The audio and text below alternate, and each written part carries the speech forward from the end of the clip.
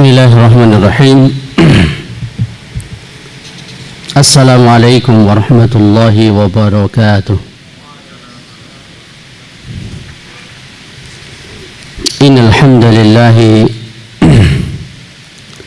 nahmaduhu wa nasta'inuhu wa nastaghfiruh wa na'udzu billahi min shururi anfusina wa min sayyiati a'malina. من يهده الله فلا مضل له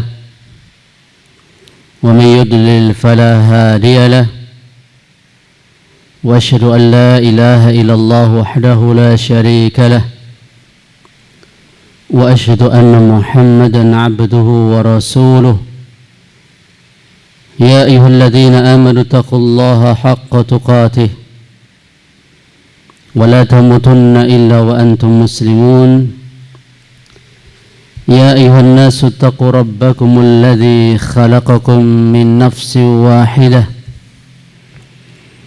وخلق منها زوجها وبث منهما رجالا كثيرا ونساء واتقوا الله الذي تساءلون به والأرحام إن الله كان عليكم رقيبا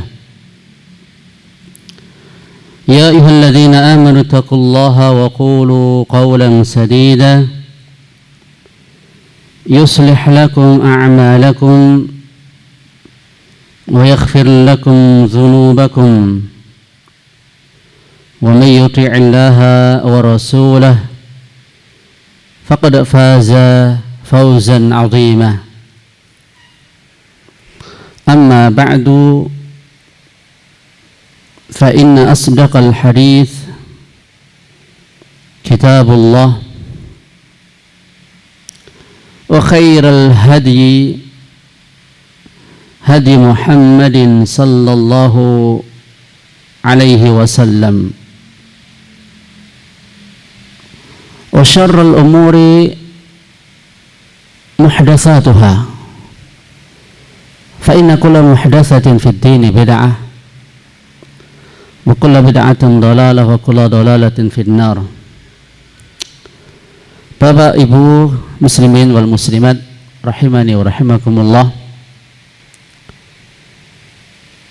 Di siang yang berbahagia ini kita awali aktivitas kita dengan pujian dan syukur kepada Allah Subhanahu wa taala yang telah mengaruniakan kepada kita banyak sekali kenikmatan-kenikmatan. Di waktu ini Allah beri kita kenikmatan ilmu, di mana pertemuan kita yang dahulu sudah kita bahas. Nikmat yang terbesar adalah nikmat ilmu. Padahal banyak di waktu ini pula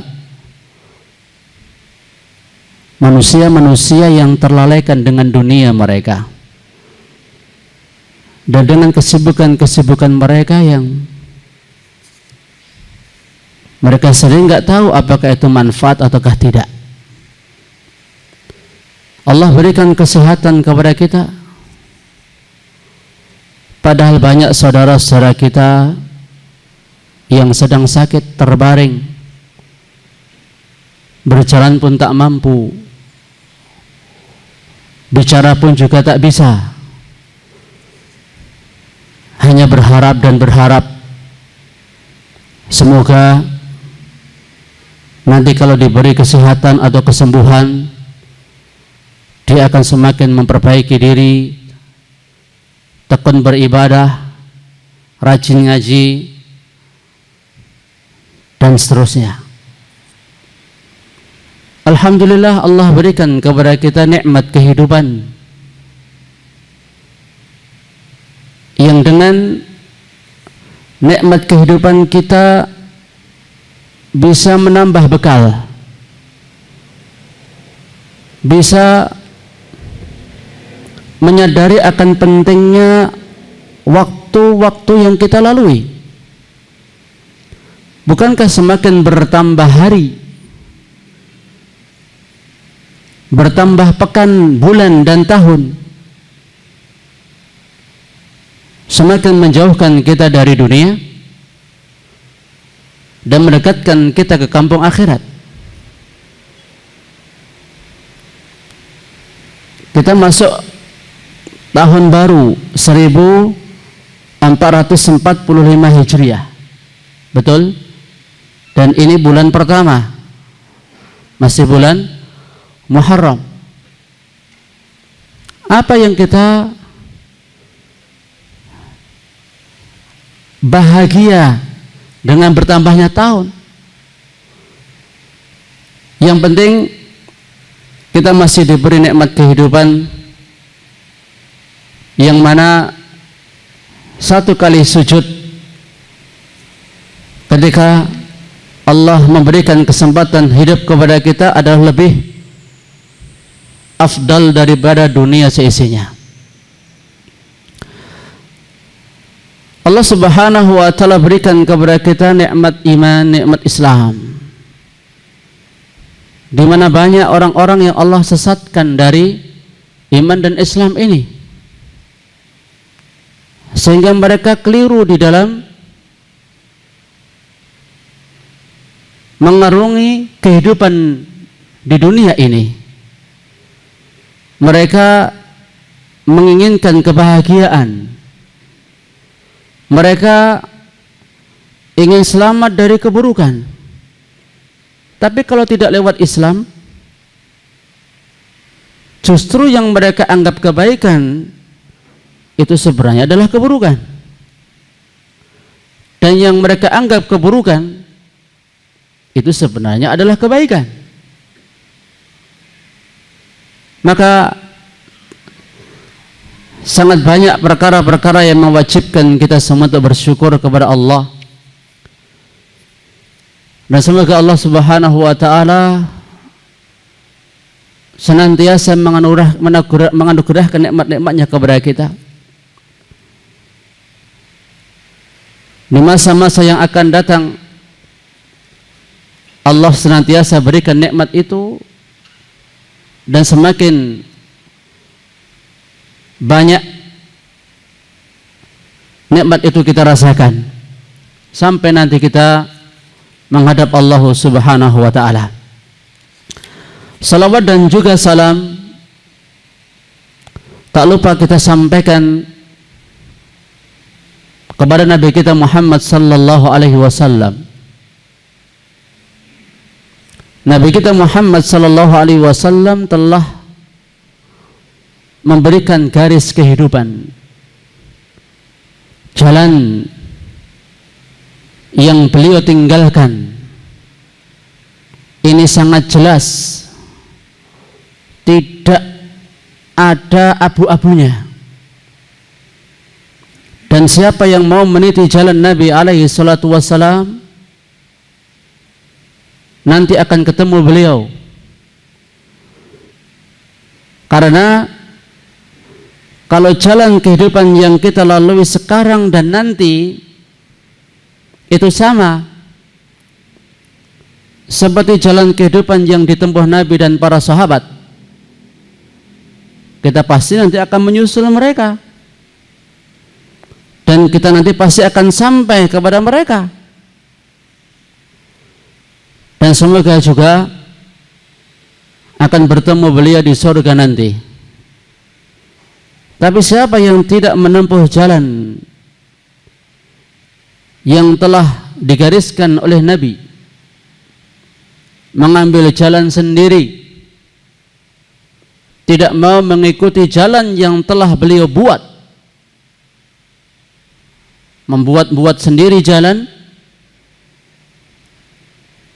tentunya pasti akan tersesat, dan pasti nanti nggak akan bisa nyusul Nabi. Ya kalau tidak ketemu Nabi di surga, terus di mana? Ya kalau nggak surga, ya neraka nanti. Maka banyak-banyak kita sampaikan selawat salam kepada Nabi, dan kita berusaha untuk menipak talas, mengikuti dan meneladani Nabi kita Muhammad sallallahu alaihi wasallam, baik secara ilmu yang kita pelajari, ilmu yang kita cari, ilmu yang bersumber dari Nabi, amal yang kita lakukan, amal yang dulu juga diamalkan oleh Nabi, dakwah yang kita sampaikan juga dakwah yang dulu disampaikan oleh Nabi. Yang tanda global atau secara globalnya hidup kita seperti yang dulu dirasakan dan dilalui oleh hidupnya Nabi sallallahu alaihi wasallam. Salawat salam semoga tercurah kepada keluarga, para sahabat, dan orang-orang yang mengikuti mereka dengan baik sampai akhir zaman nanti. Yang kita tiap hari minta, ihdinas siratal mustaqim siratal ladzina an'amta alaihim ghairil maghdubi alaihim waladdallin. Ini adalah intisari dari apa yang kita mohonkan kepada Allah Subhanahu wa taala tiap siang, malam, pagi, tak henti kita meminta itu. Bapak Ibu kaum muslimin wal muslimat rahimani wa rahimakumullah. Insyaallah pertemuan kita pada kesempatan ini akan membahas tentang 4 perkara yang wajib diketahui oleh manusia. Yana sudah punya bahannya belum? Belum? Ya. 4 perkara yang wajib diketahui oleh manusia.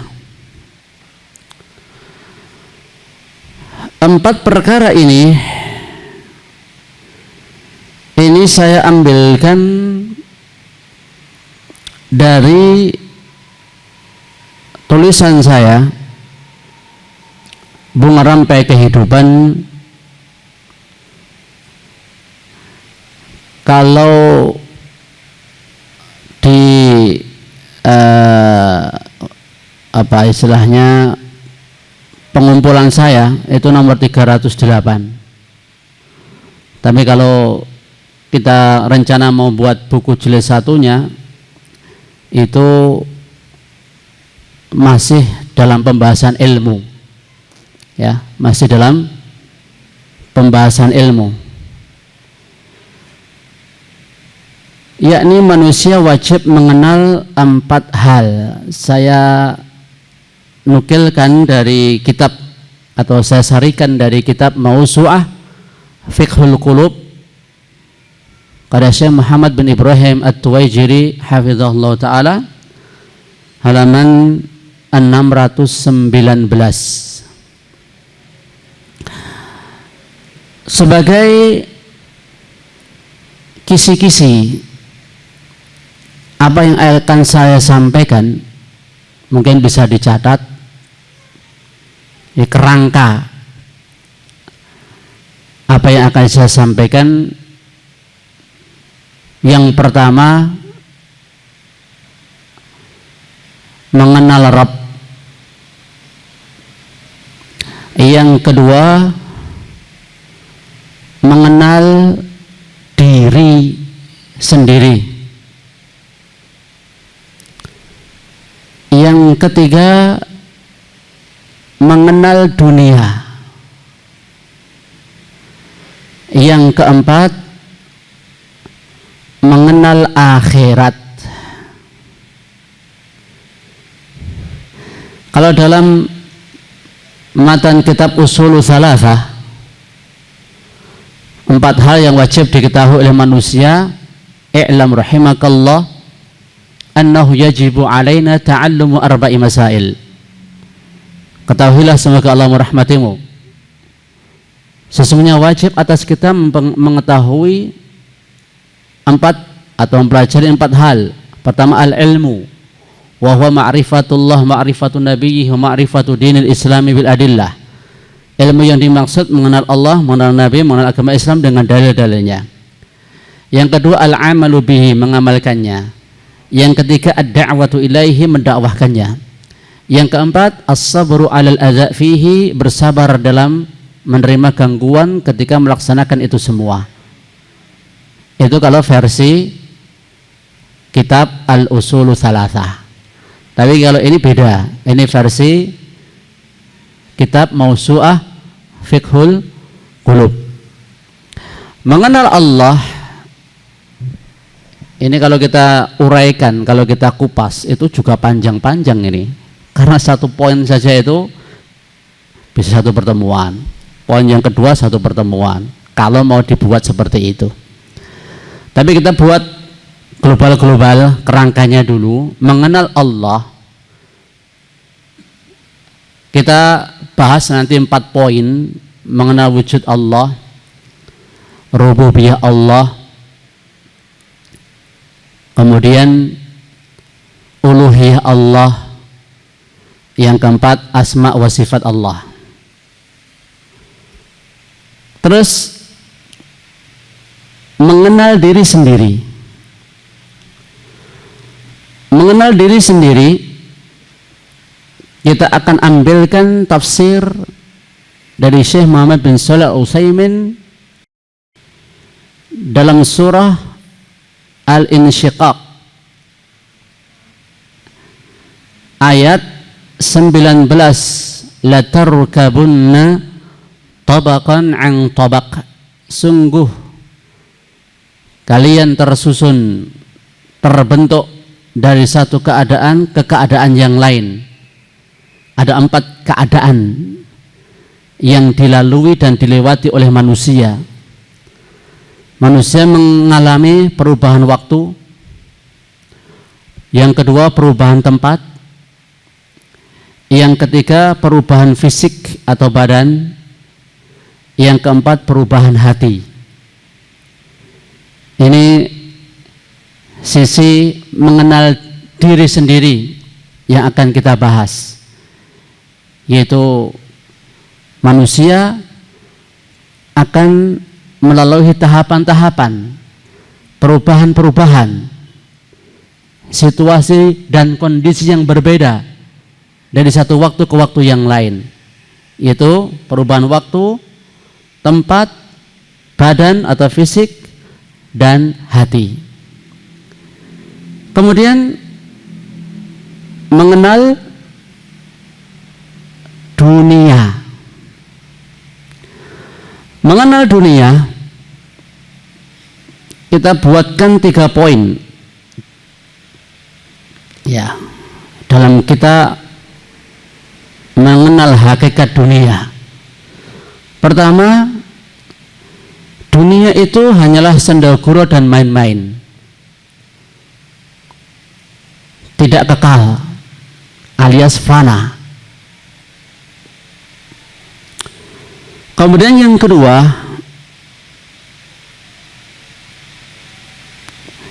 meyakini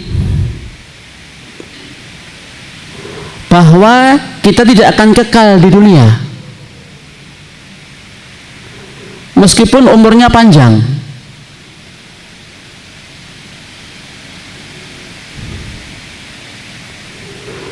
Kemudian yang ketiga, dalam kita mengenal dunia adalah kita pasti akan dibangkitkan, yang jelas akan mati dan akan dibangkitkan serta dihisab. Ya. Kemudian dalam kita mengenal akhirat,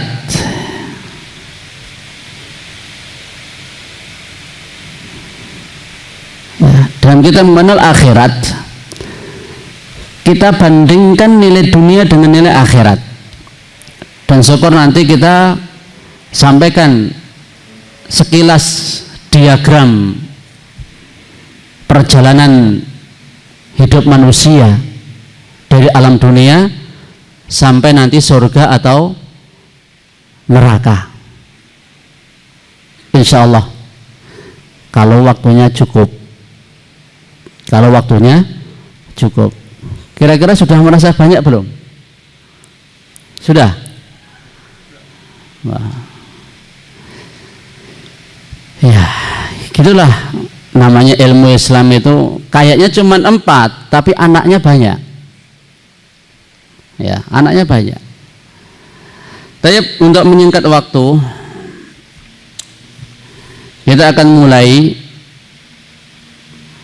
bahwa kita wajib untuk mengenal Allah Subhanahu wa ta'ala. Kita semuanya tentu sudah hafal firman Allah, wa ma khalaqatul jinna wal insa illa liya'budun. Aku tidaklah menciptakan jin dan manusia melainkan supaya mereka beribadah kepadaku.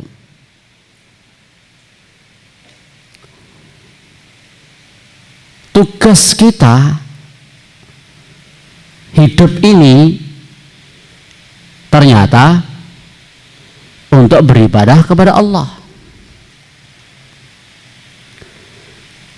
Berarti kalau begitu, kewajiban utama kita itu harus mengenal Allah. Biar kita itu bisa ibadah kepada Allah, ya kita harus mengenal Allah dulu, zat yang kita ibadahi. Allah Subhanahu wa ta'ala berfirman di dalam akhir surah At-Talaq, Allahul ladzi khalaqa sab'a samawati wa minal ardi mithlahun. Allah, dia yang menciptakan 7 lapis langit, begitu pula bumi.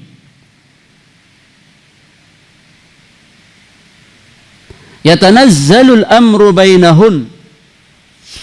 Perintah Allah itu berlaku di langit, di bumi, dan tidak ada satupun kejadian di muka bumi ini, di alam atas, di alam bawah, ataupun di antara langit dan bumi, melainkan semua atas izin Allah, atas kehendak Allah, atas sepengetahuan Allah, telah tertulis dalam kitab Allah, dan semua itu adalah makhluknya Allah Subhanahu wa ta'ala.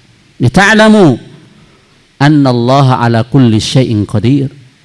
Supaya kalian tahu Allah Maha Kuasa atas segala sesuatu. Wa annallaha qad ahata bi kulli syai'in ilma, dan ilmunya Allah meliputi segala sesuatu. Wajib kita berilmu tentang Allah. Tadi Allah katakan supaya apa?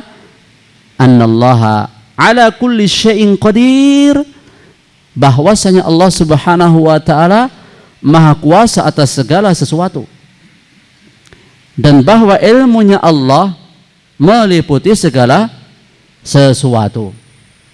Ya, ini sebagai prolog dulu sebelum kita mengenal wujud Allah, rububiyah, uluhiyah, asma wa sifat. Meskipun nanti penjelasan saya tidak bisa detail banget, karena ini ada satu buku ini bahas masalah itu, dan di sini pembahasan ma'rifatullah itu panjang banget. Ya, ini hanya intisari-intisari yang bisa saya sebatas yang saya ketahui dan saya bisa sampaikan.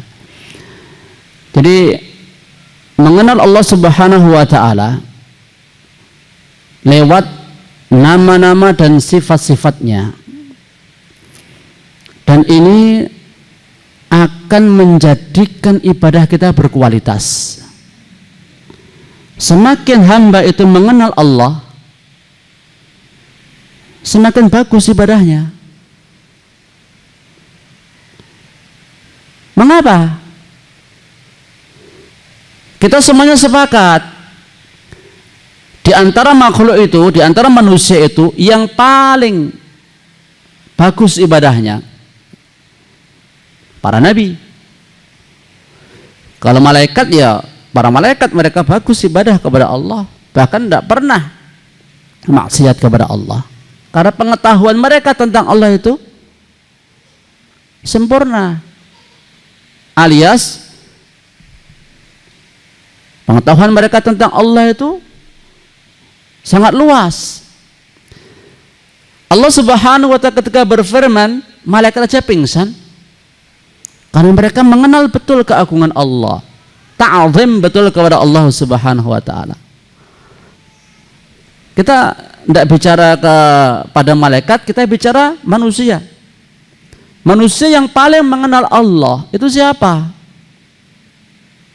Yang jelas para nabi, para rasul. Mereka paling mengenal Allah Subhanahu wa ta'ala. Coba, apa implikasinya? Ya, apa akibatnya ketika mereka paling kenal kepada Allah Subhanahu wa ta'ala? Nabi sallallahu alaihi wasallam sampaikan ketika ada beberapa sahabat beliau bertanya kepada salah satu istri Nabi tentang ibadah beliau, yang kemudian setelah dikasih tahu, yang satu akan mengatakan, yang satu akan puasa terus nggak akan berbuka, yang satu sholat terus tidak akan tidur, yang satu membujang tidak akan menikah.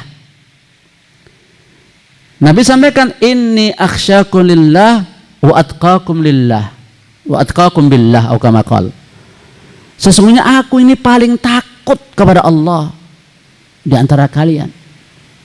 Aku yang paling takwa kepada Allah di antara kalian.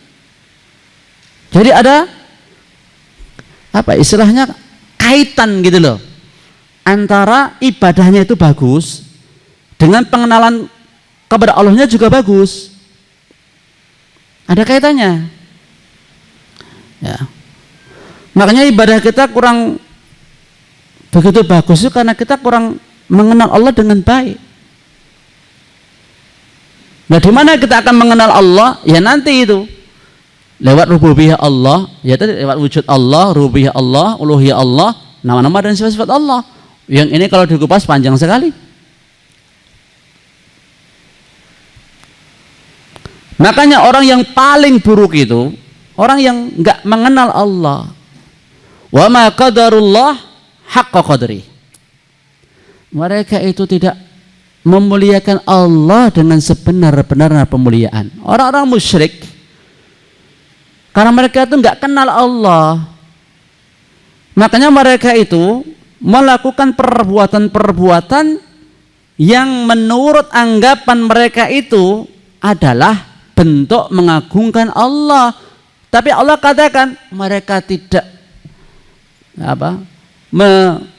memuliakan Allah dengan sebenar-benarnya pemuliaan. Walaupun ngakunya mereka memuliakan Allah. Ini loh, kalau tidak terbimbing dengan ilmu yang benar, kewalik-walik nanti hasilnya. Ya. Kewalik-walik nanti hasilnya. Was-samawati matwiyatun biyaminih wal ardu qabdatuhu yaumal qiyamah biyaminih. Wal ardu qabdatuhu yaumal qiyamah was samawati matwiyatun biyamini. Padahal bumi akan digenggam oleh Allah Subhanahu wa taala, langit dilipat dengan tangan kanan Allah Subhanahu wa taala. Jadi orang-orang musyrik meyakini malaikat-malaikat anak perempuan Allah.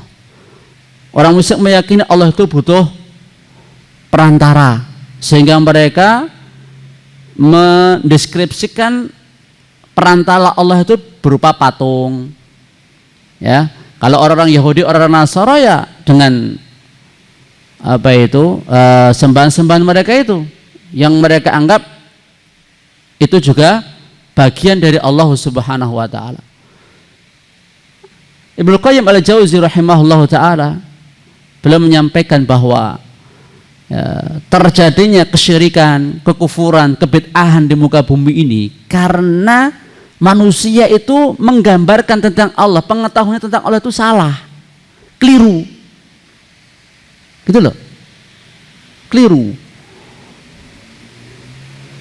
Satu contoh saja, ya,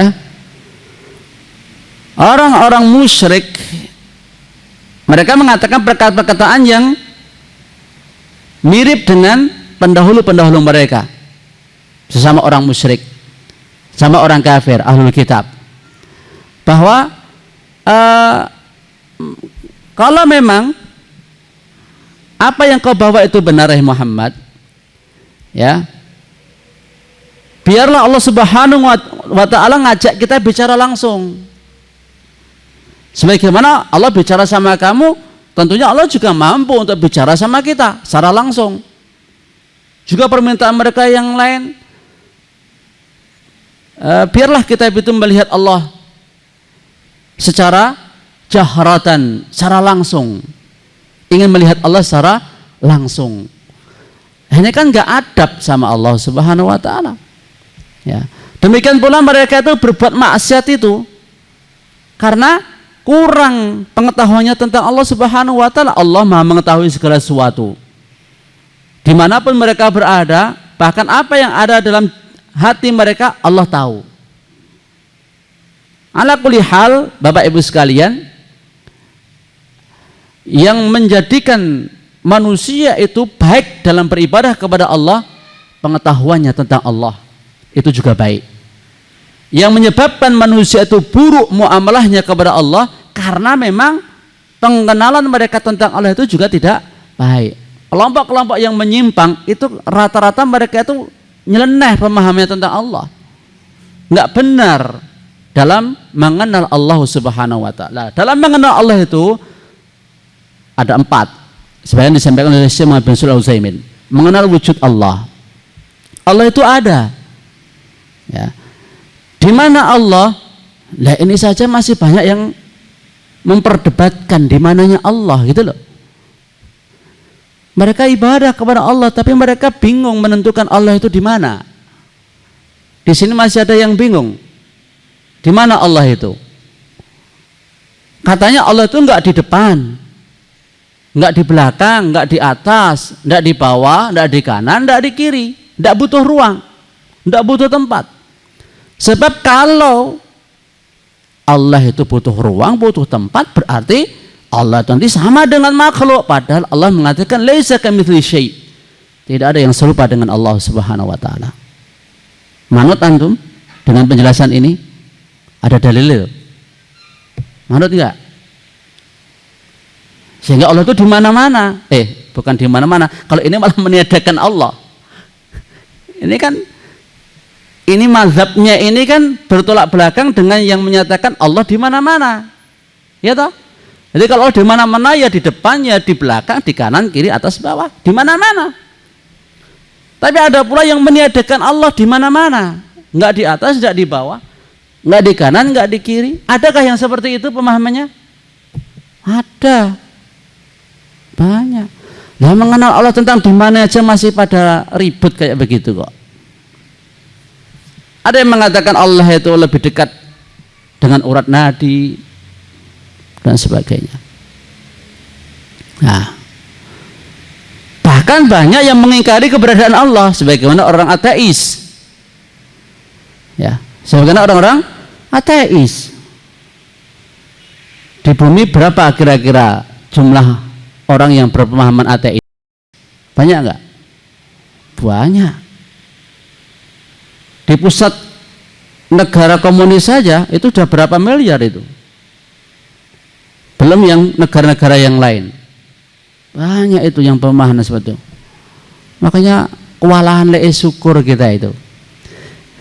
Ya, Allah berhidayah kepada kita.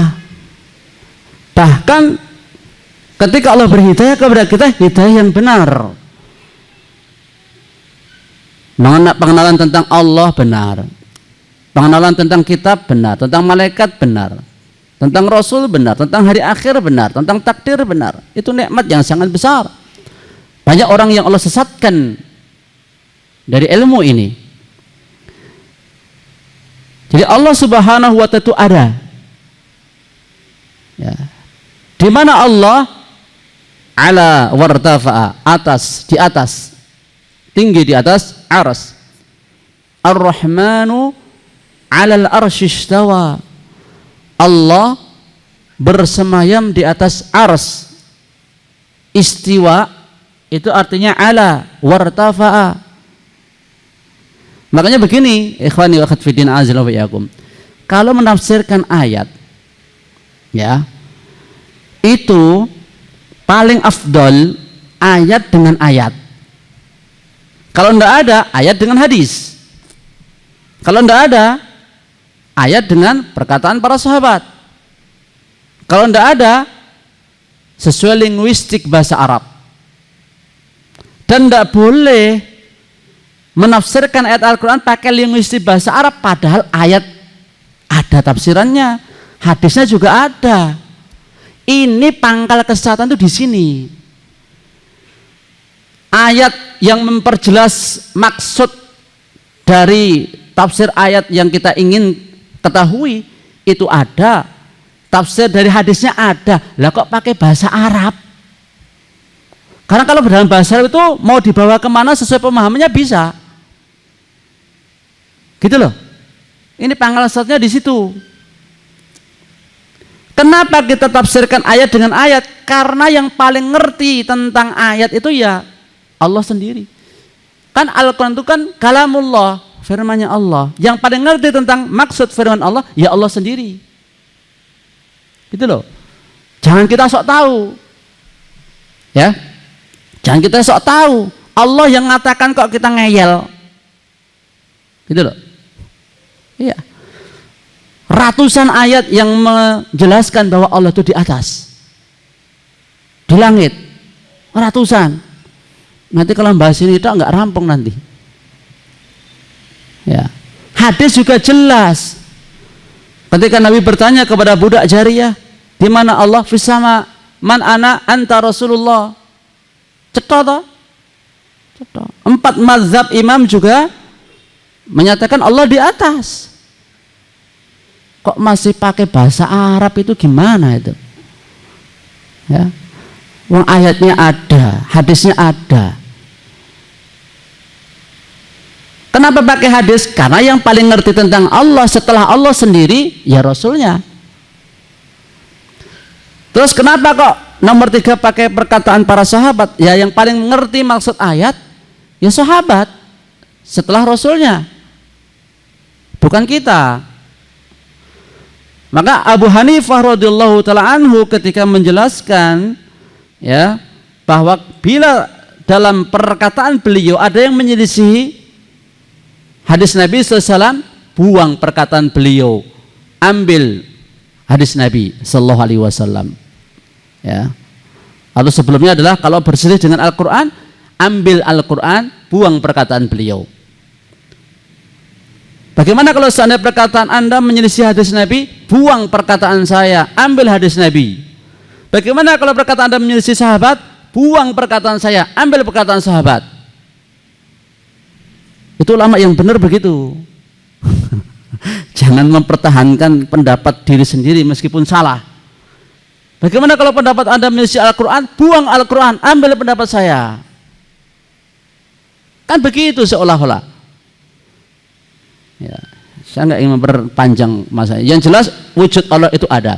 Kemudian kita juga wajib mengenal akan rububiyah Allah Subhanahu wa taala.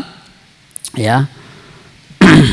Singkatnya mengenal rububiyah Allah itu mengenal perbuatan-perbuatannya Allah. Mengenal perbuatan-perbuatannya Allah. Nah, semua yang kita saksikan, semua yang kita lihat ini bukankah perbuatannya Allah? Termasuk antum bisa kayak begini ini Allah yang menghendaki.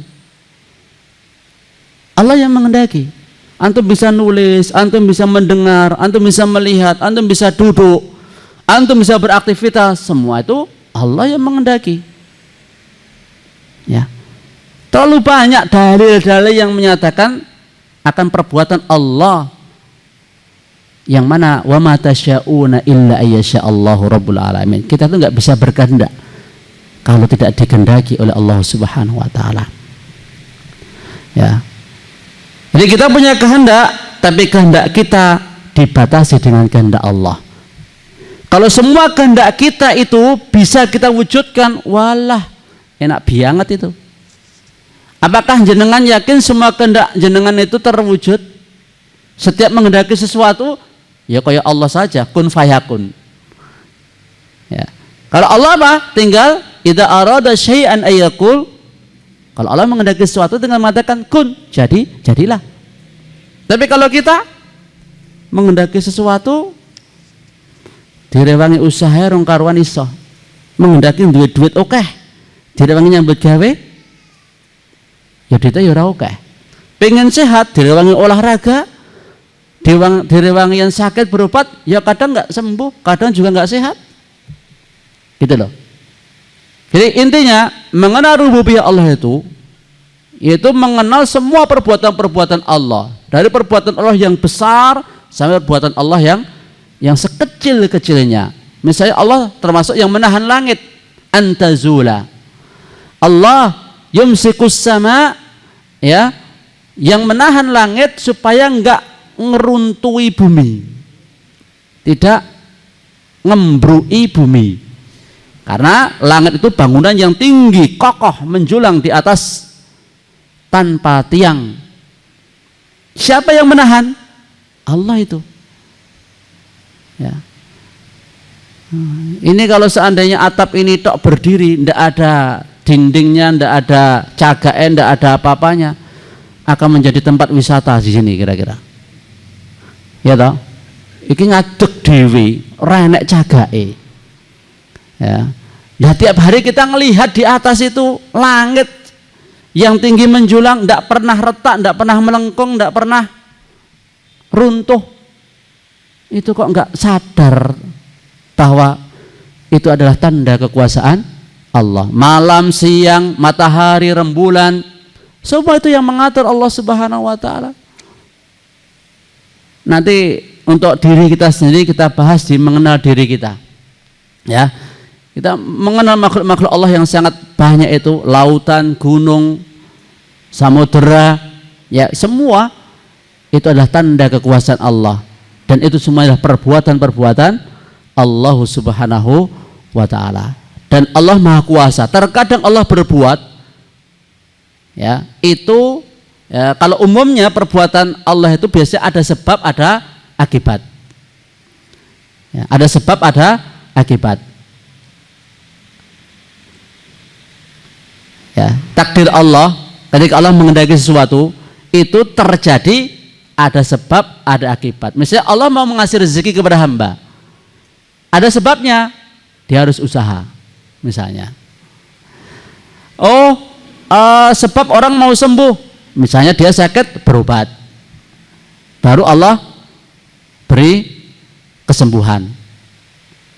Jadi terkadang Allah berbuat dengan sebab, dan itu yang paling sering terjadi. Terkadang Allah berbuat tanpa sebab. Bisa jadi orang itu sakit, Allah kalau menghendaki sembuh tanpa dikasih obat. Iya, kalau Allah menghendaki kun fayakun, tanpa sebab. Demikian pula Allah Subhanahu wa taala terkadang melakukan sesuatu itu berlawanan dengan sebab. Ya. Kalau tadi yang tanpa sebab misalnya Allah Subhanahu wa taala ciptakan Isa tanpa sebab seorang laki-laki.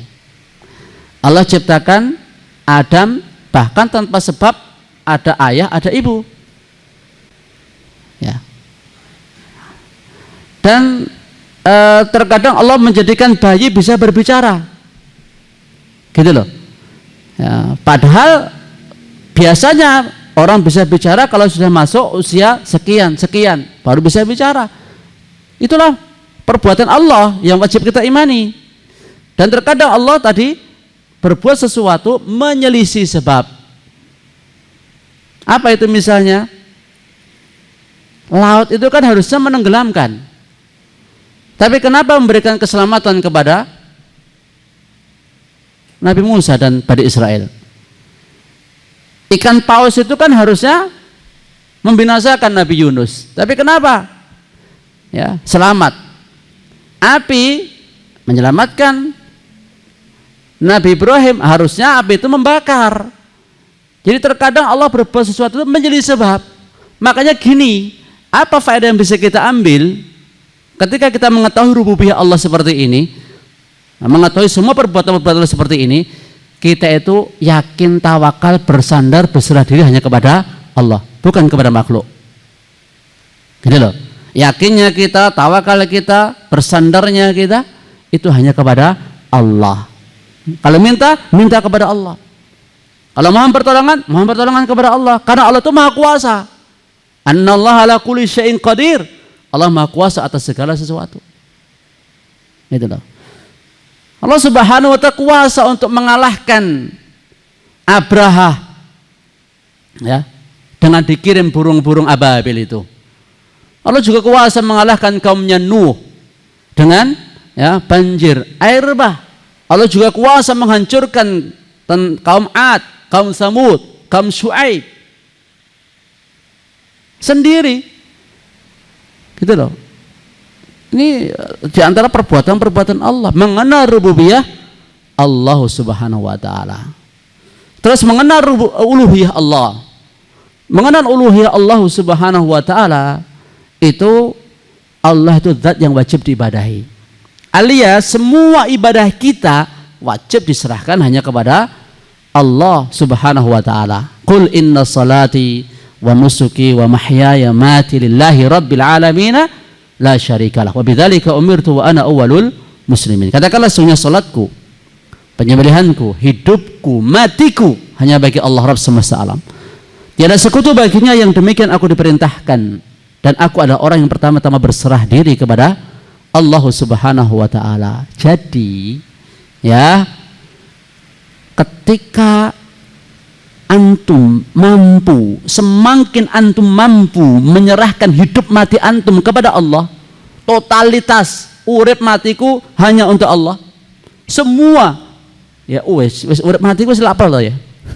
Apa meneh? Wis urip matiku sila pol. Hanya kepada Allah. Semakin antum mampu mewujudkan, merefleksikan, mengejawantahkan makna ini, antum akan menjadi hamba Allah yang haqqan, hamba Allah yang sejati, sebagaimana Nabi Muhammad sudah mewujudkan itu, sebagaimana Nabi Ibrahim sudah mewujudkan itu. Kalau di relung-relung hati kita ini, ya, hati kita kan banyak relungnya, ya, kira-kira begitu ya, hati kita banyak relung-relung hati. Kalau relung-relung hati kita ini yang ada hanya Allah, Allah, semua tertuju Allah, Allah dalam semua aktivitas kita. Selalu ingat kepada Allah, sebagaimana para Nabi Rasul mereka juga seperti itu. Maka itulah puncak penghambaan diri kita kepada Allah. Makanya jenengan itu nggak usah golek sing neko-neko. Wis jenengan dadi hambane Allah sing bener ngono kuwi wis apik. Ya. Kalau jenengan pejabat, jadilah pejabat yang hambanya Allah sejati. Kalau Anda teknokratlah yang jadi hamba Allah yang sejati. Kalau Anda insinyur, Anda tentara, Anda PNS, Anda swasta, Anda pedagang, Anda petani, Anda buruh, siapapun Anda, jadilah Abdullah yang sejati. Itu paling pol. Ya. Puncak hidupnya para Nabi Rasul di sini. Puncak ibadah di sini. Makanya Allah puji Nabi Muhammad subhanalladzi asra bi abdihi laila minal masjidil haram, ya, Maha suci Allah yang memperjalankan hambanya. Nabi SAW juga menyampaikan, la tuturuni kama turutin Nasr ibn Maryam, kalian jangan berlebihan menyanjung aku sebagaimana Isa ibn Maryam disanjung berlebihan oleh orang-orang Nasara. Katakan aku hanyalah hamba Allah dan Rasulnya. Dah, jenengan yang bisa jadi hamba Allah sejati itu wes paling nikmatnya hidup. Ya, nilai-nilai ini yang harus kita selalu jaga, selalu kita pertahankan dan selalu kita tingkatkan. Dan nanti akan seiring pengetahuan kita tentang Allah, pengetahuan kita tentang agama, pengetahuan kita tentang Nabi, pengetahuan kita tentang diri sendiri, pengetahuan kita tentang dunia, pengetahuan kita tentang akhirat, itu akan semakin sempurna. Pengetahuan kita akan semakin sempurna, nilai-nilai itu bisa kita miliki. Terus mengenal nama-nama dan sifat-sifat Allah Subhanahu wa ta'ala, yakni Asmaul Husna itu berapa? Asmaul Husna? Hah? Berapa? 99 loh, masih salah kok. Asmaul Husna itu bukan 99. Ya. Nama-nama dan sifat-sifat Allah itu enggak ada batasannya. Nah, itu kita juga masih kurang mengenal Allah ini kalau membatasi. Apalagi kalau nama-nama dan sifat Allah hanya dibatasi 20 sifat wajib. Ya, ya toh? Wujud, qidam, baqa, mukhalafatul hawaditsi, qiyamu binafsihi, qudrah, iradah, sama, basar dan sebagainya. Cuma 20 ditetapkan. Lah ini Allah itu nama sifatnya banyak kok kita cuma membatasi 20 itu gimana ini? Ini namanya mentahrif, menta'til, menolak sebagian atau keseluruhan nama dan sifat Allah. Ya, bagaimana kita mengimani nama dan sifat Allah? Kita mengimani semua nama dan sifat-sifat Allah Subhanahu. Sifat lebih banyak daripada nama.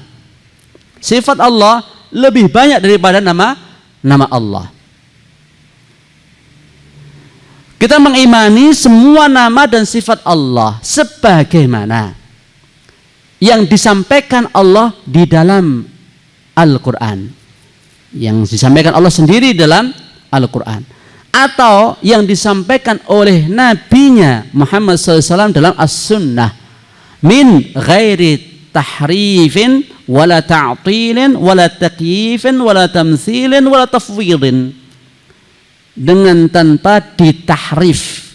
Ditahrif itu disimpangkan maknanya. Seperti tadi istiwa, ya, itu diganti dengan istaula, menguasai. Allah bukan bersemayam di atas bukan di atas aras, tapi apa? Menguasai aras. Ini namanya tahrif. Tidak boleh seperti ini. Min ghairi tahrifin wala ta'tilin, tidak boleh ditolak sebagian atau keseluruhannya. Cuma ditetapkan 20. Ada sifat wajib sekian, ada sifat mustahil sekian, ada sifat jaiz sekian misalnya. Tidak boleh seperti itu. Ya. Karena apa? Ya tadi Allah dan Rasulnya menetapkan lebih dari itu, kok kita membatasi seolah kita lebih tahu tentang nama dan sifat Allah daripada Rasulnya. Dengarkan doa Nabi sallallahu alaihi wasallam. Allahumma inni as'aluka, ya Allah aku minta kepadamu, bikullis min huwa lak, dengan semua nama yang kau miliki, sammaita bihi nafsak, yang engkau menamai dirimu sendiri dengannya dalam Al-Quran, ya. Au anzaltahu fi kitabik, atau yang keturunkan dalam kitabmu. Kitab Allah itu banyak, ya. Au anzaltahu fi kitabik, au 'allamtahu ahadan min khalqik, atau yang engkau ajarkan kepada salah satu makhlukmu. Au ista'tsarta bihi fi 'ilmil ghaibi 'indak, atau nama-nama yang kau sembunyikan di ilmu gaib yang ada di sisimu. Ya. Nanti Nabi SAW akan sujud saat beliau meminta izin untuk memberikan syafaatul uzma. Allah ilhami beliau itu dengan zikir-zikir, ya, dengan zikir-zikir yang belum pernah Allah ajarkan sebelumnya kepada Nabi Muhammad SAW. Ini menunjukkan apa? Ada yang memang Allah nggak kasih tahu ke hambanya tentang namanya Allah, sifat-sifatnya Allah, pujian-pujian untuk Allah. Memang ada yang tidak Allah ajarkan. Yang 99 itu yang Allah siapkan, yang Allah ajarkan untuk dihafalkan, dipahami maknanya dan beramal dengannya. Tapi bukan jumlahnya dibatasi 99. Itu diantara nama-nama Allah Subhanahu wa taala. Kalau dalam hadis disebutkan innalillahi tis'ah wa tis'ina isman. Allah punya 99 nama. Mi'ah illa wahidah. Ya, yaitu 100 kurang 1. Bukan deh, itu rahmat Allah Subhanahu. 99. Man ahsaha dakhala jannah. Siapa yang menghitungnya, ahsaha itu maknanya tidak cuma menghafal. Ya menghafal, memahami makna-maknanya, kandungan-kandungannya, dan beramal dengan kandungan nama-nama dan sifat Allah itu. Di sini ada puluhan tafsir nama-nama dan sifat Allah Subhanahu wa taala yang sangat panjang kalau kita mau uraikan. Ya. Al-Hayyu Al-Qayyum wallahu la ilaha illa huwal rahmanur rahim al-malikul quddus as-salamul mu'minul muhaiminul azizul jabbarul mutakabbir dan seterusnya. Ini kalau kita kupas nama dan sifat Allah, itu ada buku yang bagus kalau antum pengen membahas lebih dalam tentang fikih Asmaul Husna karya Profesor Dr. Abdul Razak, ya. Itu ada fikih Asmaul Husna. Udah terjemahannya itu. Antum kalau mau cari, ya, antum kalau mau belajar tentang Asmaul Husna, antum baca buku itu sangat bagus. Fikih Asmaul Husna. Syekh Abdul Razak Al-Badar. Ya. Maka tadi tidak boleh ditahrif, ditaktil, ditamsil. Ditamsil itu dimisalkan dengan makhluk. Oh, Allah punya tangan, tangannya seperti apa? Allah punya kaki, kakinya seperti apa? Allah punya wajah, wajahnya seperti apa? Ini tidak boleh. Menyamakan, memisalkan Allah dengan makhluknya. Ini kalau kita perdalam nanti waktunya habis. Terus takyif, membagaimanakan, ya, membagaimanakan. Oh, tangan Allah seperti ini, ya, bagaimana ya tangannya Allah, ya, terus tafwid itu menyerahkan kepada Allah. Wis pokoknya misalnya Allah punya tangan, wis serahkan saja kepada Allah, ya, tanpa mau mengimani seperti yang tertera dalam Quran maupun hadis.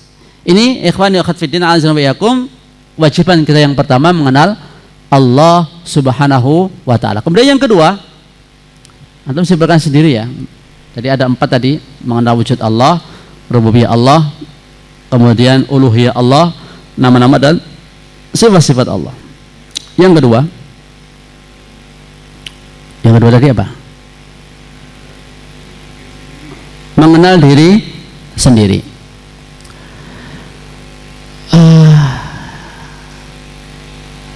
Apa ada ya orang yang kenal sama diri sendiri?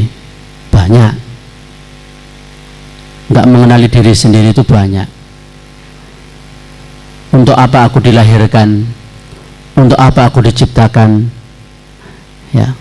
Terus seringkali manusia itu dari kehidupan dia sehari-hari itu nggak ngambil pelajaran gitu loh, ya.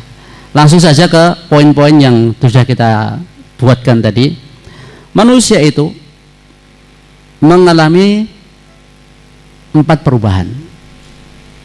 Ahwaluz zaman. Pertama, perubahan waktu. Waktu yang dilalui manusia itu berubah-ubah. Pagi, siang, sore, malam, ya. Kadang waktu makan, kadang waktu tidur, kadang waktu olahraga, kadang waktu perang, kadang waktu damai, kadang waktu kemarau, kadang waktu hujan, kadang waktu panas, dingin. Ini kan perubahan waktu. Dan manusia mengalami perubahan itu. Apa yang bisa diambil?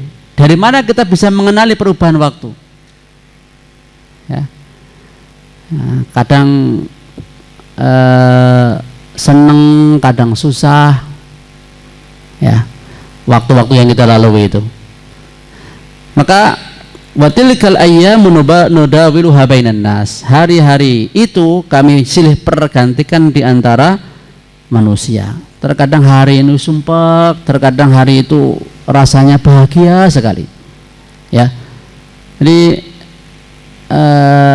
bahkan terkadang kita itu mengalami perubahan waktu itu tanpa kita sadari, ya, dan juga tanpa sebab yang maklum. Hari ini kok rasanya hati saya kok sumpek ya, tidak tahu ini ada apa. Pernah tuh merasa seperti itu, ya. Itulah perubahan waktu yang dilalui oleh manusia. Kadang bulan Ramadan ini sudah Muharram, kemarin barusan kita Dzulhijjah, ya. perubahan waktu, dan di tiap-tiap waktu itu ada momen-momen dan kesempatan kita ibadah. Alhamdulillah Allah memberi kita itu di setiap waktu ada kesempatan. Waktu nanti duhur, waktu untuk sholat duhur. Nanti asar, ya, ketika matahari sudah bayangannya dua kali, bayangannya sudah melewati bendanya itu atau sama dengan bendanya, itu mulai masuk waktu asar. Ketika matahari terbenam, itu nanti masuk maghrib, gitu kan perubahan waktu itu, ya. Oh nanti Ramadan puasa, oh ini Muharram kemarin puasa Asyura. Itulah perubahan waktu. Kita harusnya mengenal waktu-waktu yang kita lalui ini, ya. Dan semakin kita menghadirkan dari setiap perubahan-perubahan yang ada itu, insya Allah akan semakin membuat ibadah kita kualitas, gitu loh. Ketika di waktu sore kita, oh ada zikir sore. Ketika di waktu setelah sholat, oh ada zikir setelah sholat. Oh ketika waktu masuk rumah ada zikir. Oh ketika masuk kamar mandi, ada zikir. Waktu masuk kamar mandi itu. Jadi setiap waktu, setiap saat itu syarat dengan penghambaan kepada Allah Subhanahu wa Ta'ala. Nah, jadi untuk ibadah itu nggak perlu nunggu Ramadan, ya, nggak perlu nunggu Ramadan. Selain Ramadan, wassalam. Terus perubahan tempat, manusia mengalami perubahan tempat dari hari ke hari, dari waktu ke waktu. Sekarang kita di mana? Di sini, ya. Tadi kita di mana? Nanti kita kemana? Kan tempat yang kita lalui kan silih berganti. Ndak jenengan yang di satu tempat terus lah, yuk kesel lah Pak. Ndak mungkin juga. Pasti pindah-pindah. Ya, kadang di tempat tidur, kadang di kursi, kadang di luar, kadang di pasar, kadang di rumah makan, kadang di masjid, kadang di pesawat, ya. Perubahan tempat yang kita lalui, dan ya perubahan tempat ini nanti akan berakhir surga atau neraka, ya. Perubahan tempat itu akan berakhir di surga atau neraka. Insya Allah nanti kita perjelas pada waktu mengenal akhirat. Ini kan pindah-pindah terus. Ini sekarang kita di dunia. Dulu kita di mana? Di alam kandungan. Dulu lagi di mana kita? Tidak tahu, ya. Nanti kita mau kemana? Kubur. Setelah kubur mau kemana? Ya nanti, insya Allah. Makanya alam kubur atau kuburan itu bukan peristirahatan yang abadi.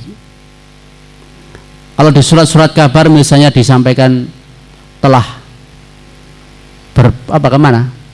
Telah menuju ke tempat peristirahatan terakhir, ya toh? Kubur itu bukan istirahat terakhir, yo. Bisa wae satu di antara lubang-lubang neraka, atau satu di antara ya kebun-kebun surga. Maka bukan akhir tempat persinggahan manusia. Masih ada persinggahan-persinggahan berikutnya. Alhaakumut takatsur hatta zurtumul maqabir. Bermegah-megahan telah melalaikan kamu hingga zurtu. Allah kan membahasakan dengan apa? Zurtu, zara. Bukan hatta baqaitum, bukan kamu meninggal tetap tinggal di kubur, tidak. Hatta zurtumul maqabir, hingga kamu ziarah. Ziarah kan cuman melewati, nanti apa? Ninggalkan juga alam kubur itu. Jadi bukan tempat peristirahan terakhir. Terus sudah dua yang kita pelajari untuk mengenal diri kita sendiri. Ternyata kita mengalami perubahan waktu, perubahan tempat, yang ketiga perubahan badan, ya, perubahan badan, perubahan fisik dari status mani 40 hari berubah menjadi alaqah, ya, segumpal darah. 40 hari berubah menjadi mudghah, sekerat daging. Kemudian ya, dibentuk apa itu mata, jantung, paru. Jadi di alam kandungan ini memang hikmahnya untuk menyempurnakan fisik jasad manusia. Hikmahnya di situ, bukan untuk dikasih perintah atau larangan di alam kandungan. Jadi, ada fungsi masing-masing. Kalau alam kandungan fungsinya untuk apa? Ya, mempersiapkan fisiknya manusia untuk menuju ke alam berikutnya, alam dunia. Alam dunia fungsinya beda. Tempat untuk beramal, beriman dan beramal soleh. Dunia itu bukan tempat golek bondo sak oke-oke. Ya, mencari kedudukan sak dhuwur-dhuwure, bukan. Tempat untuk iman dan amal soleh. Nanti alam kubur fungsinya beda lagi, ya. Dan ini merupakan awal pertama. Tempat ke akhirat itu dimulai dari alam kubur ini. Terus nanti fase-fase berikutnya itu ada fungsi masing-masing gitu loh. Ada apa istilahnya, ketentuan Allah yang berlaku di masing-masing tempat tersebut. Makanya yang terjadi di alam kubur itu tidak terjadi di alam dunia. Yang terjadi di alam dunia tidak terjadi di alam kandungan. Dunia ini lebih luas bila dibandingkan dengan alam kandungan. Sedangkan alam kubur lebih luas dibandingkan alam dunia. Berdasarkan keterangan dari Syekh Ibrahim juga, ya. Jadi ketika orang alam kubur ini lebih luas daripada alam dunia, sebagaimana penisbatan alam dunia dibandingkan alam kandungan. Alam kandungan lah sempit. Demikian pula nanti ketika di alam kubur kita menganggap dunia itu sempit. Ijik luas alam kubur. Ya, masih luas alam kubur. Dan kita ditunggu oleh sebagaimana yang sekarang masih di alam kandungan, nanti enggak sama yang di alam dunia? Hah? Atau menanti yang di alam kandungan itu untuk keluar ke alam dunia enggak? Apa enggak dinantikan? Kalau itu ada ikatan sama bayi yang dalam kandungan, ya akan menantikan. Demikian pula yang sekarang di alam kubur, kita dinanti oleh mereka. Ya, mereka menantikan kita. Kapan jadwalnya kita ke sana? Ya, kapan Pak kira-kira? Lah. Ya. Itu. Terus kemudian lahir ke alam dunia, kemudian menyusui, kemudian disapih, kemudian balita, kemudian anak-anak, kemudian remaja, kemudian pemuda, kemudian tua, kemudian lanjut usia, kemudian mati, kemudian dibangkitkan, ya. Dan kalau di alam dunia ini, ya, hukum yang berlaku adalah hukum secara jasmaniyah, rohaniyah mengikuti. Sedangkan di alam kubur hukum yang diberlakukan apa? Roh, jasad mengikuti, kan jasad hancur. Ya, hukum yang diberlakukan hukum pada roh, jasad mengikuti. Makanya kalau di alam dunia kita merasakan kenikmatan, kan nikmat jasmaniyah, rohaniyah mengikuti. Kowe sulasane enak, numpak mobil mewah ngono ya ngrasakne enak mboten, Pak? Enak. Ya, di alam kubur nikmat ataupun siksa kubur, ya, yaitu ruh yang merasakan, jasad pun juga mengikuti. Nanti kalau di surga atau neraka, ya, kalau nikmat itu dua-duanya yang merasakan, ya jasad ya ruh. Kalau azab dua-duanya yang merasakan, ya jasad ya ruh. Loro banget enggak kalau yang kuwi loro? Penak banget enggak kalau itu penak? Ya. Kita di dunia ini saja baru merasakan jasmani yang merasakan nikmat, roh mengikuti, kuwi wis do katrem urip ning alam donya. Apa meneh di surga nanti jasad, roh, dua-duanya yang merasakan. Tidak hanya mengikuti, merasakan semua. Nikmati, cortane lahir batin gitu loh. Ya.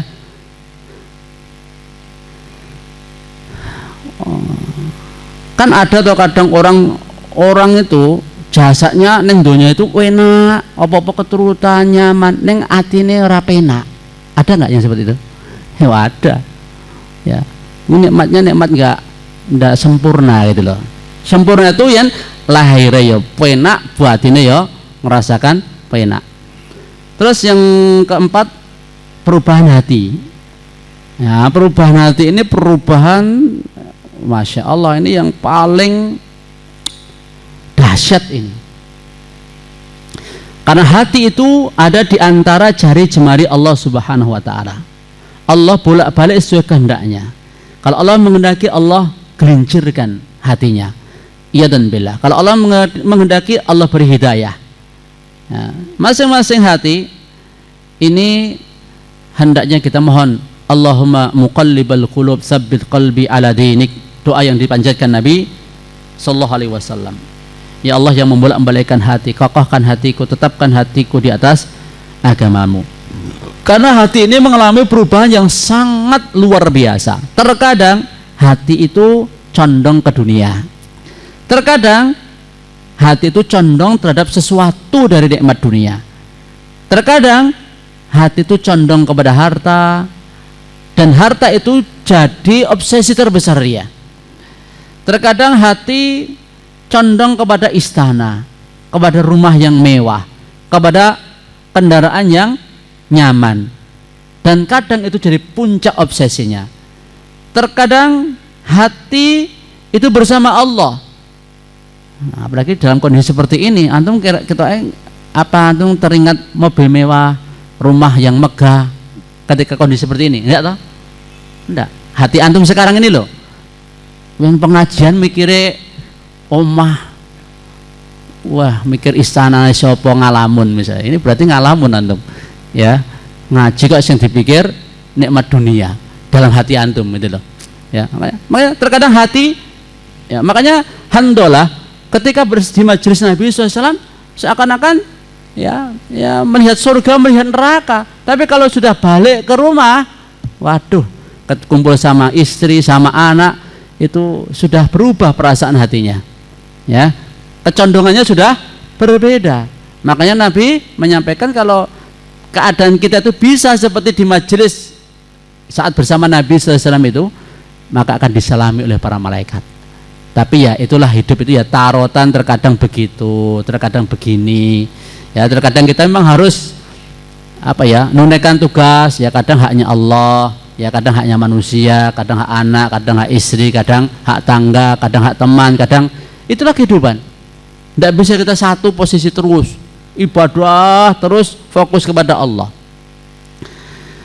Bapak Ibu sekalian rahimanallah wa iyyakum, ya yaitulah hati condong kepada Allah, memandang dunia seluruhnya hanyalah wasilah untuk ibadah kepada Allah, untuk taat kepada Allah, sehingga ia gunakan dunia untuk bekal menuju akhirat.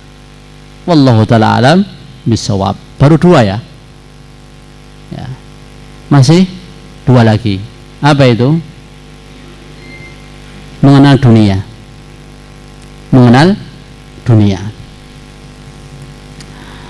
I'lamu annama al-hayatud dunya la'ibu wa lahu wa zina wa tafakhurun bainakum wa takathurun fil amwali wal aulad kamathali ghaithin a'jaba al-kuffar nabatu thumma yahiju fatara musfarran thumma yakunu hutama wa fil akhirati maghfiratun min Allah wa fil akhirati adzabun syadidu wa maghfiratun min Allah wa ridwan wa mal hayatud dunya illa mata'ul ghurur. Kalau kita simpulkan kehidupan dunia itu, ya pertama, bahwa dunia adalah laghu wa la'ib, ya, hanyalah sendau gurau dan main-main. Kalau orang bermain sandiwara, Ya, itu kan ada yang memerankan tokoh A, tokoh B, ada yang jadi entah itu pelayannya, budaknya, macam-macam. Setelah panggung sandiwara itu selesai, dah cepat sekali perubahannya. Maka Nabi SAW ingatkan, kun fid dunya ka'annaka gharibun aw abiru sabil. Jadilah kamu hidup di dunia ini seperti orang asing atau seorang pengembara. Wallah mal faqra akhsha alaikum. Demi Allah, bukanlah dunia yang kukhawatirkan, bukanlah kefakiran yang aku khawatirkan atas kalian. Walakin akhsha alaikum, tapi yang kukhawatirkan atas kalian antubsatu alaikumud dunya, jikalau dunia dihamparkan kepada kalian, kama busitat ala man kana qablakum, sebagaimana telah dihamparkan kepada orang sebelum kalian. Fatanafasuha, lalu kalian saling berlomba-lomba sebagaimana mereka pun berlomba-lomba. Wa tulhikum kama alhadhum, dan dunia melalaikan kalian sebagaimana telah melalaikan mereka. Maka kenalilah hakikat dunia itu hanyalah la'abun walaib, dan kehidupan yang tidak selamanya, ya. Sehingga akan memunculkan sifat ridha, qanaah. Karena apa? Sekarang ketawa, besok atau nanti aja bisa nangis. Sekarang kaya, besok bisa jadi dia miskin. Atau sebaliknya, sekarang miskin, besok dia bisa jadi kaya. Jadi bisa nemukan nggak orang-orang seperti ini? Banyak kita temukan. Dulu, ya, berapa puluh tahun yang lalu, si fulan misalnya, dia diolok-olok karena miskin, karena selalu jengkelkan orang, karena kalau utang susah nyaurnya, ya karena kebutuhannya kepepet. Tapi sekarang yang ngelek-ngelek itu sekarang malah uripe rekoso. Justru yang sekarang dielek-elek malah hidupnya mulia, hidupnya ya mulia, makmur. Itulah kehidupan dunia. Sendagura main-main gitu loh, ya. Sebagaimana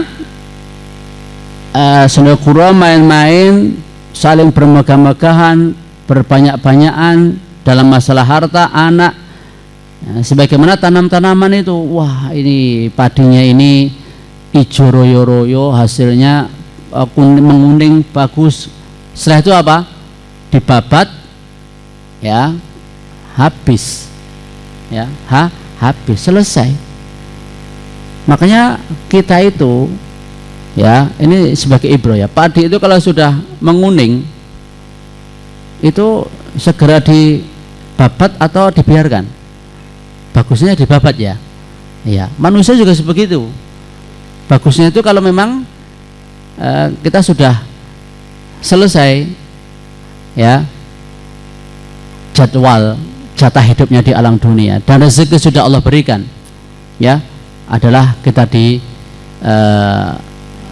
meninggalkan dunia ini. Itu yang terbaik, ya, itu yang terbaik. Karena kalau kita itu cinta Allah, kita pasti akan cinta mati. Tapi kalau orang itu cinta dunia, dia akan takut mati. Kalau dia cinta dunia, dia akan takut mati. Karena selama ini dia memang hidupnya untuk memakmurkan dunia, bukan untuk memakmurkan akhirat. Tapi kalau selama ini hidupnya adalah untuk memakmurkan akhirat, dia kirim, ya, sedekah atau harta dia simpan di akhirat dengan disedekahkan, dengan diwakafkan. Itu kan ibaratnya dia simpan di akhirat, ya. Kalau banyak simpanan dia di akhirat, dia akan kepingin melihat simpanannya enggak nanti? Akan kepingin. Tapi kalau enggak ada simpanan di akhirat, enggak pernah ngamal, enggak pernah ibadah, enggak pernah apa, ya takut mau meninggalkan dunia. Enggak ada apa-apa di sana. Ya. Bapak Ibu sekalian rahimanallahu wa iyyakum wa azanillahu wa iyyakum.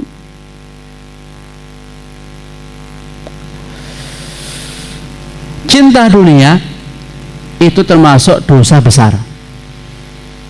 Ya, cinta dunia ini termasuk dosa besar. Hasan Al-Basri rahimahullah ta'ala menyampaikan, aku sungguh sangat heran, ya, terhadap seorang yang tidak menghitung cinta dunia itu termasuk dosa besar. Wa aimullah, demi Allah. Inna hubbaha min akbaril kabair. Bahwa sungguhnya mencintai dunia itu termasuk dosa besar paling besar. Ya. Wa hal tatasya'abul kabair illa min ajliha. Bukankah tercabangnya dosa-dosa besar yang dilakukan oleh seseorang, bisa membunuh, bisa menyihir, menyantet, bisa hasad, iri, dengki, bisa mencuri, bisa ini, bisa itu, kan dari adanya cinta terhadap dunia. Wa hal ubidatil asnam wa usiyar rahman ila min hubbid dunya wa ithariha. Bukankah disembahnya berhala, dimaksiatinya, didurhakainya Allah, kecuali disebabkan cinta dunia dan mendahulukan dunia. Ya, oleh karena itu kita menjadi jelas hakikat dunia itu adalah apa? Fana'ud dunya wa nihayatul alam. Dunia itu fana. Dunia itu fana. Betapapun yang mampu Anda kumpulkan dari nikmat dunia, pasti akan sirna nanti. Ya. Misalnya orang sudah capek-capek menjaga fisik yang prima, otot, kawat, balung besi berarti sudah dijaga, capek, susah loh itu. Kan ada orang yang sangat perhatian dengan fisik loh. Nanti kan lama-lama apa hilang itu. Makanya ada yang tokoh yang dulu kekar, kuat, tidak mau tua. Karena apa? Tua itu nggak enak. Tapi mau nggak mau akan hilang itu masa-masa kuat itu. Harta juga seperti itu. Ya. Apapun yang ada di dunia ini pasti akan sirna. Pasti akan sirna. Termasuk misalnya pangkat jabatan. Sirna itu nanti. Ya. Harta akan sirna. Karena apa? Yang akan mengikuti kita 3. 1 yang akan ikut terus sama kita, 2 akan kembali. Yang akan kembali harta dan keluarganya. Yang akan menemani kita amalnya. Bukankah itu akan sirna? Yang sudah capek-capek kita upayakan puluhan tahun, harta yang kita kumpulkan, relasi, teman, dan siapapun yang berhasil kita himpun, itu pasti nanti akan pisah dengan kita, nggak akan mau bersama kita. Hakikat yang kedua, yakinlah bahwa kita tidak akan kekal di dunia ini meskipun kita diberi umur 1000 tahun. Ya, makanya hendaknya kematian itu yang selalu kita ingat. Karena orang yang cerdas, orang yang cerdik itu yang ingat kematian dan mempersiapkan diri untuk hidup setelah kematian. Qul innal mautal ladzi tafirruna minhu fa innahu mulaqikum. Katakanlah sesungguhnya kematian yang kamu lari darinya pasti akan menemui kalian. Kemudian kamu akan dikembalikan kepada Allah yang Maha mengetahui yang gaib maupun yang nyata. Lalu Dia pasti akan mengabarkan kepada kalian tentang apa yang kalian lakukan. Kullu man 'alaiha fan, semua yang ada di atas bumi ini adalah pasti akan binasa. Aktsiru min dzikri hazimil ladzat, perbanyak mengingat kematian. Ya, karena memang kita diciptakan bukan untuk dunia. Ya. Bukan untuk dunia, tapi untuk mengumpulkan bekal di dunia ini. Kata Ali radhiyallahu taala anhu, "Idza adrakatid dunyal hariba minha jaruhathu." Jikalau dunia mendapati ya orang yang lari dari dunia, antum lari dari dunia misalnya, dunia akan melukaimu. Wa idza adrakit talib laha qatalathu. Dan bila dunia itu mendapati orang yang mencarinya, akan dibunuh. Ini peringatan keras dari Ali bin Abi Thalib ini ya. Kita lari dari dunia saja, dunia akan melukai kita. Nah, bagaimana kalau mencari dunia, mengutamakan dunia atas akhirat, dunia akan membunuhnya. Pilih mana? Ora pilih kabeh jane. Tapi itulah kenyataan hidup.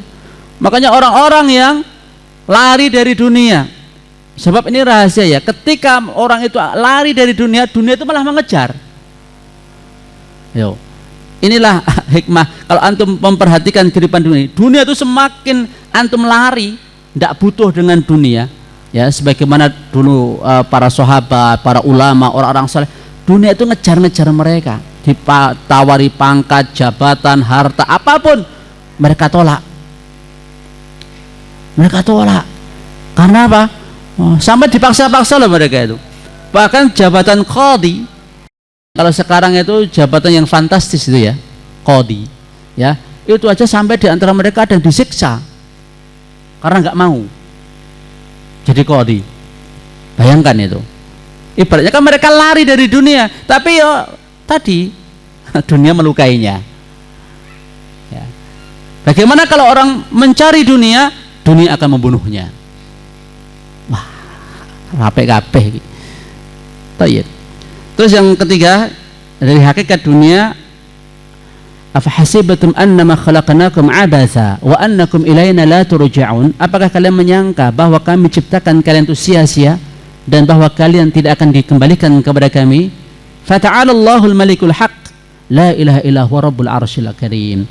Ya, jadi kita ya hidup di alam dunia ini bukan untuk sekedar bukan untuk berbanyak-banyak harta, jabatan, gelar dan lain sebagainya, tapi intinya adalah untuk ibadah kepada Allah Subhanahu wa taala, dan waktunya berbatas. Semoga Allah menjaga kita dalam kehidupan di alam dunia ini dan mengakhiri kehidupan kita di dunia dengan husnul khatimah. Yang terakhir, akhirat. Ya, akhirat. Akhirat ini bagaimana kita memahami antara dunia dengan akhirat? Dunia ini perhiasan, akhirat itu tujuan. Sebagaimana pohon, ketika kita menanam pohon, yang kita carikan buahnya. Adapun daun, dahan, ranting itu hanyalah hiasannya. Yang pokok buahnya. Maka kalau orang itu sibuk dengan perhiasan, itu sama halnya dengan dia sibuk dengan dunia. Ya, orang yang tersibukkan dengan dunia, dia itu lupa bahwa sebenarnya pokok tujuannya itu adalah buah dari suatu pohon. Termasuk menutup aurat, fungsi pakaian itu, ya pakaian itu adalah tujuan utamanya nutup aurat, ya, bukan untuk hiasan. Makanya kalau orang itu sibuk memikirkan motif pakaian, bentuk pakaian, dan hanya memperhatikan masalah pakaiannya, fisik pakaiannya, berarti dia hanya berkutat dalam masalah perhiasan saja, tidak ke esensi fungsi utamanya menutup aurat. Demikian pula kalau orang itu hidup di dunia, cuman dunia saja yang dia fokuskan, yang pagi, siang, sore, malam, yang dipikir cuma dunia, dia itu hanya fokus ke hiasan-hiasan saja, enggak ke inti dan tujuan utamanya, yaitu akhirat. Tujuan kita adalah dunia ini hiasan, tujuannya adalah akhirat. Wa kullu man nasyal maqsad, setiap orang yang lupa akan tujuan, dia pasti akan terpedaya dengan hiasan. Catatan penting ini, setiap dunia itu hiasan, akhirat itu tujuan.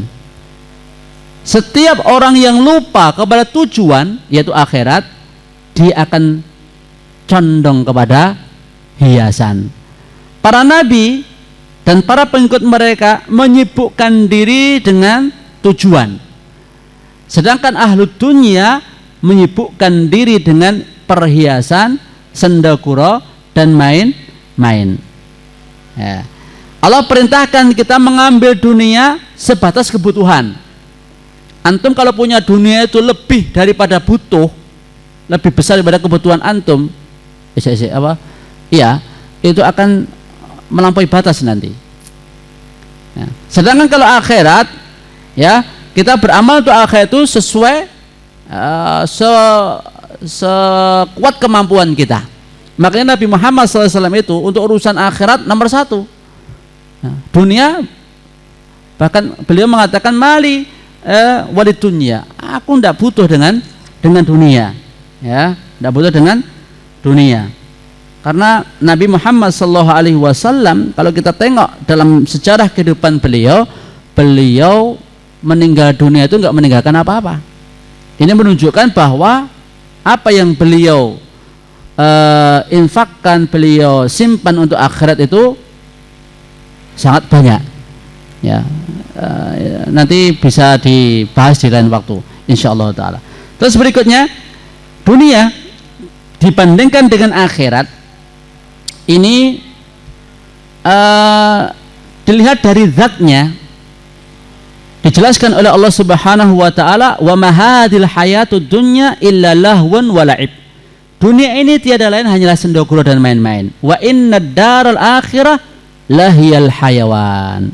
Dan akhirat itulah negeri kehidupan yang sebenarnya. Lau kanu ya'lamun, kalau mereka mengetahui. Jadi ibaratnya kita hidup di dunia ini dolanan. Ya, akhirat kuwi tenanan. Pilih sing tenanan apa sing dolanan? Ya tenanan. Wah, sekarang jadi pejabat, buat alah sesuk wis masa jabatannya entek yo. Ya, jadi rakyat biasa. Hartane banyak jatuh miskin. Allah Maha Kuasa, entah nanti hancur kena bencana atau caranya banyak Allah untuk menghabiskan harta manusia itu. Jadi intinya nilai dunia secara zat dibandingkan akhirat, dunia itu hanya sendakuro, permainan. Akhirat yang sejati. Kemudian dilihat dari nilai dunia secara waktu. Ya ayyuhalladzina amanu malakum idza qila lakum munfiru fi sabilillah tsaqaltum illa al-ard araditum bil hayatid dunya min al-akhirah fama mata'ul hayatid dunya fil akhirah illa qalil. Kalau dia dari waktunya, nikmat di dunia itu sedikit, akhirat itu banyak. Qalil, sangat sedikit kenikmatan di dunia ini. Ya, waktu menikmati kenikmatan di dunia ini juga sedikit. Kita kerja capek-capek, kita baru bisa bekerja mungkin setelah umur 25 tahun ya. Nah, taruhlah sampai sekian waktu, 25-30 tahun kita menikmati hasil usaha kita, kerja kita, yang itu rezeki dari Allah Subhanahu wa taala. Banyak sekali onak duri, banyak sekali beban, kesulitan, duka, lara ya, yang berbaur dengan nikmat yang kita rasakan. Tiada antum dapatkan suatu nikmat, mesti di sana antum ada beban dan kesulitannya. Betul apa betul? Jenengan arep golek duit wae ndadak kudu rekoso. Nggih toh? Jenengan pengen sesuatu, pengen apa, pasti ada susahnya di situ. Mangan enak-enak misalnya duren atau sate, baru kuwi mencret diare misalnya. Enak tapi kok ya loro. Ya.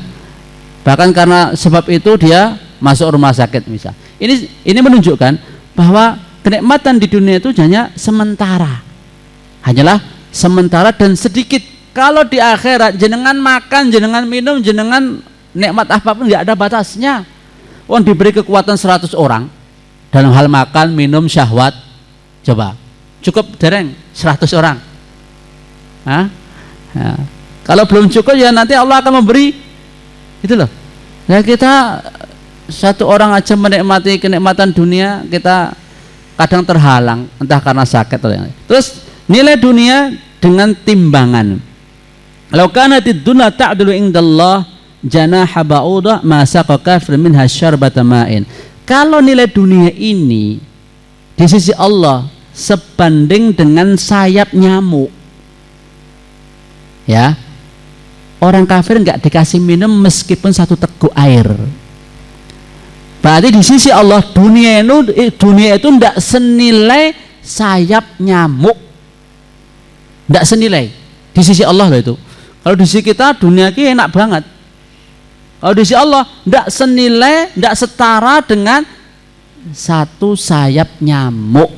Kalau seandainya setara dengan satu sayap nyamuk, orang kafir nggak dikasih minum itu, haram bagi mereka.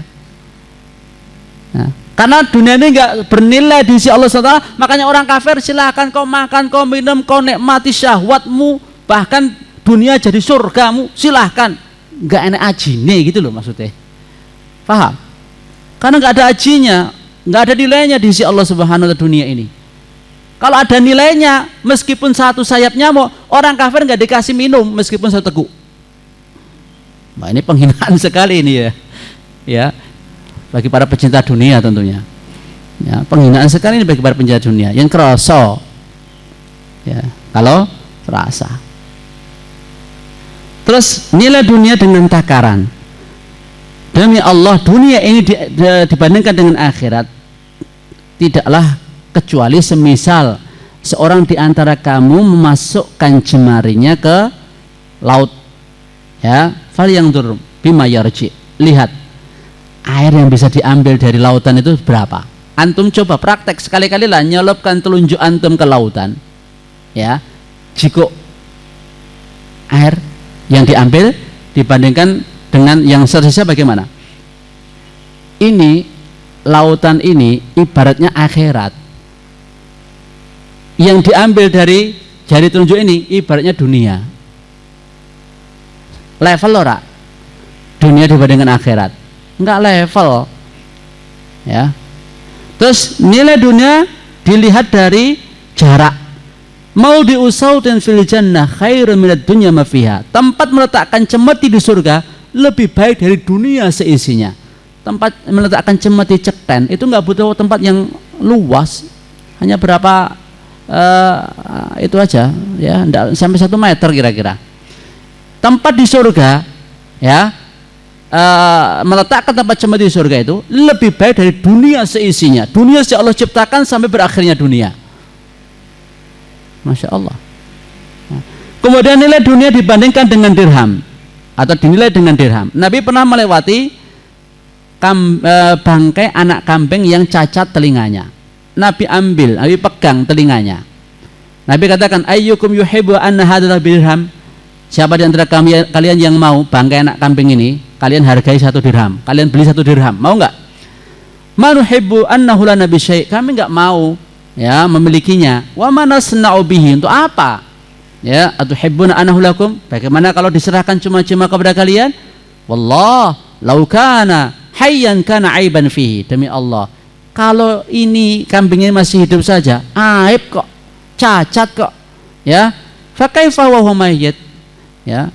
Istilahnya urip we moh awake dhewe kan ngepek. Apa maneh wis mati, wis dadi bangkai. Fa wallah, demi Allah, la dunya ahwanu 'ala Allah min hada 'alaikum. Sungguh dunia itu lebih hina di sisi Allah daripada kamu memandang bangkai kambing ini. Kamu kayak begitu memandang bangkai kambing ini sangat hina. Kon ibaratnya kon ngepek wae moh, apa maneh kon tuku. Nah, di sisi Allah dunia lebih hina daripada penilaian kalian terhadap bangkai kambing tadi. Kemudian yang terakhir, tadi aku sudah sampaikan tentang diagram, ya. Seolah-olah melihat aja lah. Ya. Sudah saya kirim ke Dr. Mu'en itu. Ini kotak dunia. Ini ada perjalanan orang kafir, ada perjalanan orang mukmin. Jalurnya itu orang kafir, ya, orang kafir itu jalur yang dilewati dengan orang beriman itu beda. Makanya kalau antum melihat, oh, hidupnya orang mukmin dengan orang kafir itu kok beda gitu loh, maka jangan antum samakan. Tidak mungkin antara mukmin dengan kafir itu sama prinsip hidupnya, cara hidupnya, ya, kemudian semboyan hidupnya, cita-cita hidupnya, tidak sama, tidak mungkin sama. Karena apa? Jurusannya beda. Makanya dulu Nabi Muhammad sama Abu Jahal itu, Umar bin Khattab, Hamzah dan sebagainya itu, peri hidupnya dengan Abu Jahal, Abu Lahab itu beda nggak? Jalan yang dilalui beda. Makanya Abu Jahal nggak akan melewati jalannya Umar, ya, jalannya Nabi nggak akan melewati, sudah beda jalan gitu loh. Ya, ini dunia. Kemudian orang kafir, orang mukmin sama-sama ninggalin dunia, neng kubur. Setelah itu dari alam kubur kemudian kiamat, ya, kemudian hari berbangkit. kemudian di padang mahsyar. Nah, peristiwa-peristiwa di padang mahsyar ini sama-sama dilewati oleh orang mukmin dan orang kafir. Di sana ada ujian bagi orang, ada syafaat. Setelah hari kebangkitan ada syafaat. Orang mukmin mendapatkan syafaat. Ya. Nah, bagaimana dengan orang kafir? Ya nanti prosesnya panjang itu. Terus hisab. Terus kitab, pembagian kitab. Kitab itu berterbangan. Kemudian timbangan. Ya. Kemudian haud.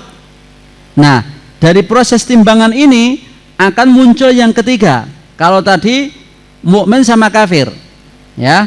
Tapi setelah proses mizan itu keluar orang munafik dari barisan orang mukmin.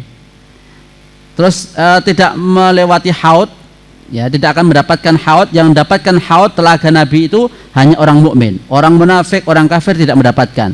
Kemudian ujian bagi orang-orang mukmin, ya. Kemudian setelah itu meniti sirat, ya, meniti sirat.